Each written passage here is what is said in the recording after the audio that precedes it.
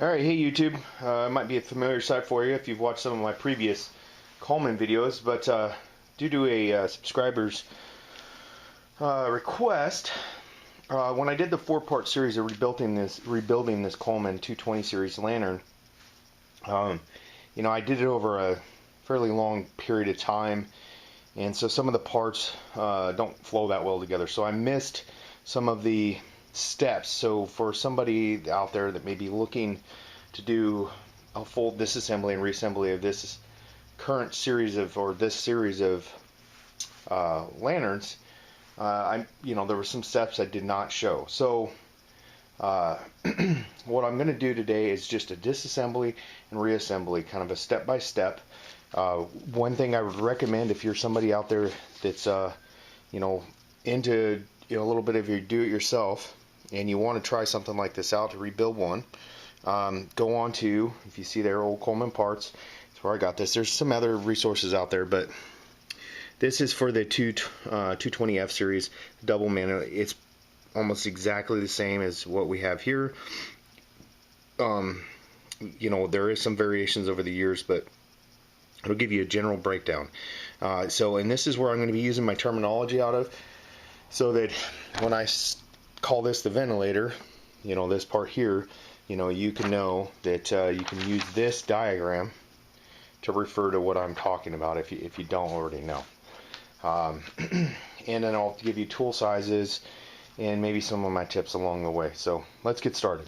Alright, so obviously one of the first things I mentioned was the ventilator. Let me bring this a little more into frame. Top half here. They call this the ball nut. Of course, it's just a little nut that's screwed on there. It's only hand type. This one's made out of brass. There's some others that are steel. I've added an extra little washer there. Not necessary, but so obviously remove that nut. Remove that. Remove the ventilator. Simple as that. Of course, set it off to the side. Carefully and gently remove the globe. There is replacements of those, but it's better just to not have to replace it. Okay, so to go over some of the parts listing here, this part they just call the frame, and then here, of course, it's just the ventilator stud or ventilator. I don't know. I think they call it something else in there, but it's just a threaded stud that's put into the mixer on the top of the burner tubes, which are these two tubes that run down to the mantles. And then you have the air intake tube, and then the generator assembly, which is the gas generator assembly. So the next step we're going to want to do is actually, I'm going to roll this around. I'm going to show you how I'm going to remove. So there's two screws here. There's a screw up here also. This will allow me to free up the air intake assembly with the burner assembly. So let me just pause 1 second and we'll grab the tools. Okay, so one thing just to know, like on this one, I have the Coleman spark igniter assembly here that I installed. This, if it's in your way, you can just kind of slide it down, or you can completely remove it. But obviously, more than likely, if you haven't installed it, you installed it yourself. So I should know how to do that. So there's a few things you could do here. It depends on what you wanted, what you're looking to do. Excuse me. The gas mixer, or the mixer assembly up here at the top.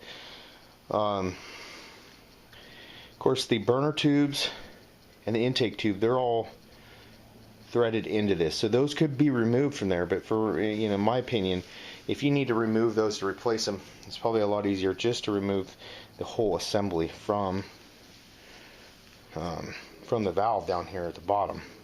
So we can start by, 3/8 inch and removing. I'm going to loosen that, which is your cleaner valve, and we're going to loosen the jam nut on the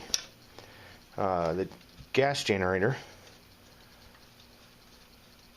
7/16 for the gas generator. So 7/16 wrench goes on the gas generator jam nut there.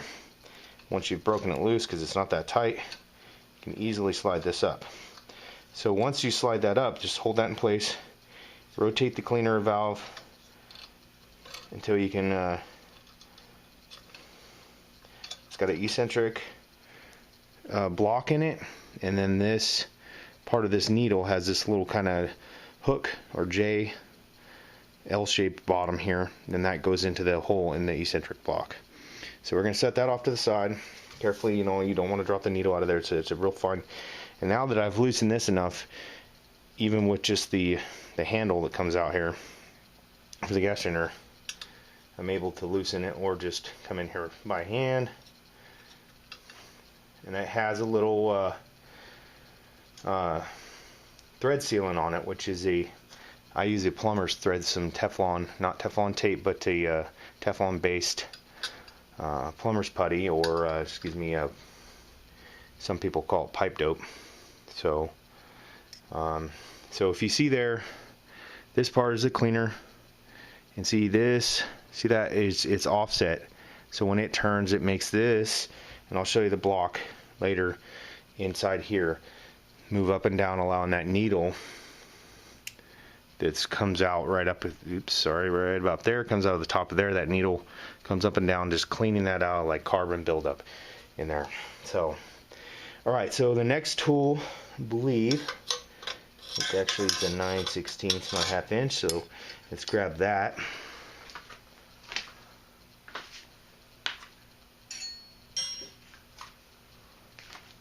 Okay, so 9/16 down here on this jam nut. So, and it is a little bit of a challenge to get in there. So, because of the frame, this jam nut down here, all it really does is hold the frame down onto the valve assembly. It's the mixer valve, or the fuel valve, basically here. And so let's go ahead and try to loosen with this, once again, this flat tip wrench here. We'll loosen this little jam nut here, screw in the back, set screw, excuse me, and we should be able to thread this out. Now, of course, I'm going to have to replace the manholes. That's no big deal. And so see how this just threads out of there nice and easy. That's the air tube. It's coming out, and this will make it a lot easier for. And it's called the air tube, air intake tube, for that reason. It is pulling air out of the bottom here. If you see these holes in here, it's going to pull air from down there. And then it mixes it. Just a little lesson on how this works. It mixes up in the mixing assembly with the gas that's coming up through the gas generator. And now is atomized, coming up through this tube, and this tube's hot and comes down and into there. So there's a quick kind of how's that work. This will make it a little easier to get that jam nut loose. Now, in my previous videos, I discussed the tricky nature of getting this valve off out of the, because mine was really tight. So the fuel, there's a fuel valve. This one I don't think, let me double check, I don't think they have, they just call it the cleaner assembly. So it doesn't have a specific name, but if you see here, there's the eccentric block. So this piece goes into here, and then of course, because it's offset, when it turns up and down, it makes this piece go up and down, moving that needle up. And fairly basic operation. So this part goes down into the fuel valve assembly. The jam nut just jams, this basically pinches the frame, so the frame goes in between here and where it threads into the fuel valve. And then of course the air tube, the air intake tube, threads in back there with a simple little flathead set screw that goes in the back. Alright, so boom, frame's off. Just like that, frame assembly is removed. Now you have this little collar down here, and let's see, what do they call that? Just they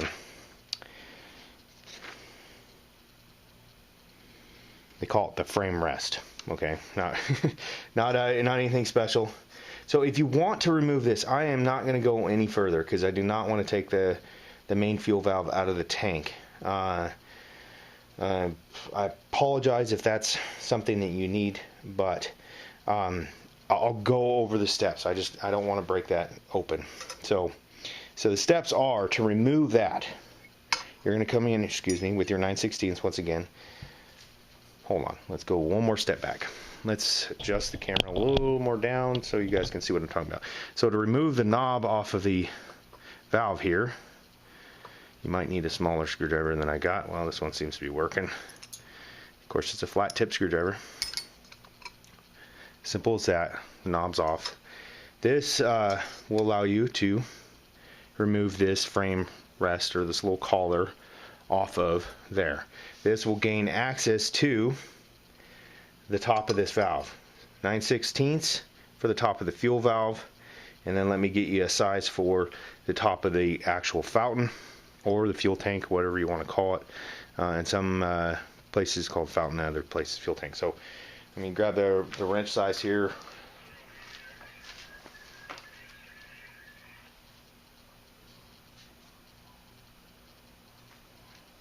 And it looks to me like a, no, it's a little bigger than 11/16. So